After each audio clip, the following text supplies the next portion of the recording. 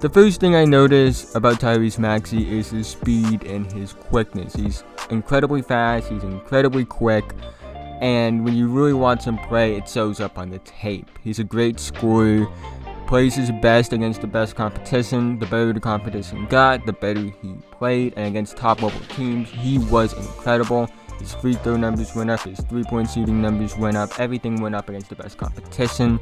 And when you watch him play, you'll get that size at 6'3", almost 200 pounds. He's built like a bulldog, and he is a relatively good defender as well, who really prides himself off that as well. And it's just really interesting to see a player that is such known as a scorer, because you don't see, especially with freshmen, you don't see guards that are score-first guards that are under 6'5", and you don't see those kind of guys become good defenders. And I think this is something that Tyrese Maxey has prided himself off of since high school. I think he has a chance to be a really good defender in the NBA as well, and he also has a chance to be a really good scorer in the NBA.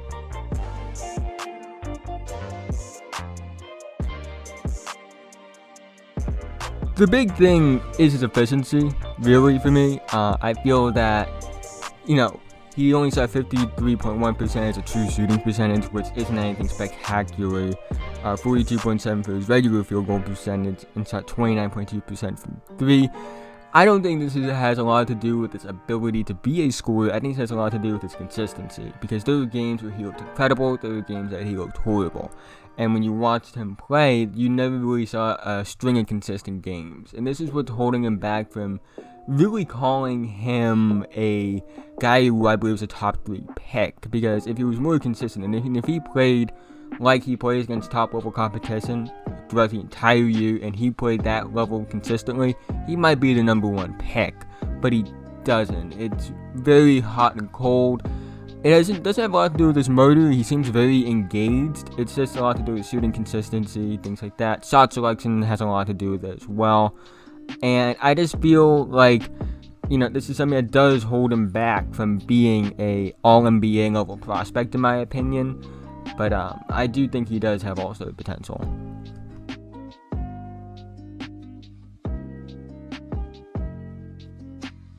Overall, I think that Tyrese Maxey is underrated by most people. I've seen a lot of people have him outside of the lottery, which I think is ridiculous. I think he's one of the 5 best players in this draft class. He has great size, especially as far as his size and strength goes for a guy who's under 6'5" at the 2-guard spot. He is not a great playmaker, but is shown to be a capable playmaker who can improve as a playmaker if his decision making gets better. He's a really good scorer, he shows up against the best competition, and he has defensive potential, in my opinion. I really feel like this is a guy you can't go wrong with. Do I think he's gonna be an all-star, an all-NBA level player? That's to be seen. I don't necessarily think it's in his future to be an all-NBA player, but I could see him developing into an all-star.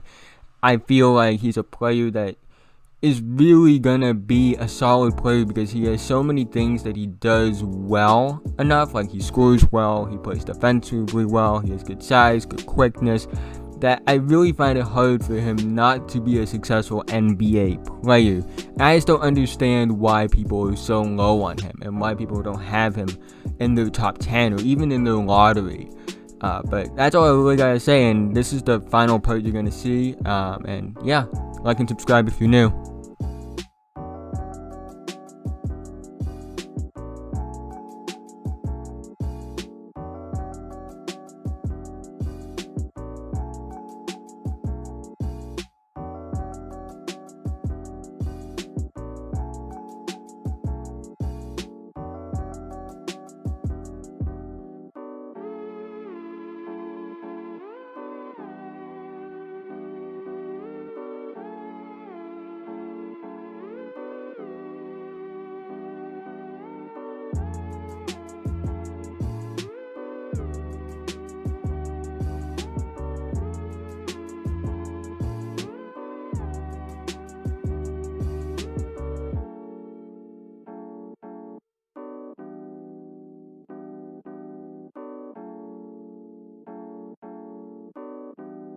if you made it to this point in the video, thank you so much. It means so much to me, guys. You guys don't understand. But again, thank you. Like and subscribe if you're new.